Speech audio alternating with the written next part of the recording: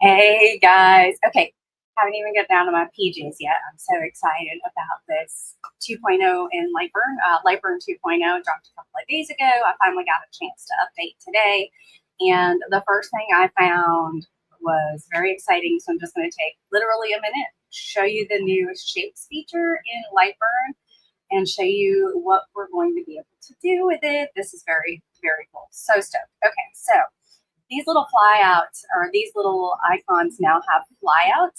You see this in things like Inkscape or Illustrator, stuff like that. You'll see these little, little cutouts here that has a flyout. So a couple of different flyouts available now on your toolbar. This is the shapes.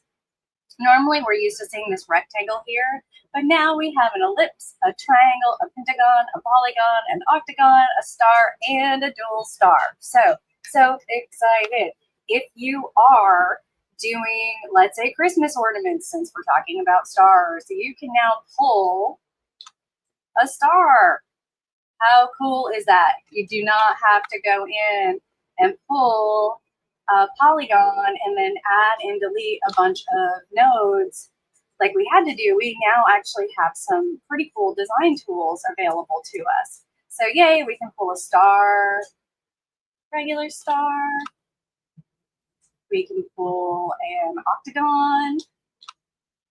So again, I just wanted to take one quick minute to show you guys that we now have new shapes in LightBurn 2.0, which is going to help us with designing. So we're leaning into the design functions of LightBurn now, and that is really exciting. Let me know if you have any questions, and feel free to subscribe and like.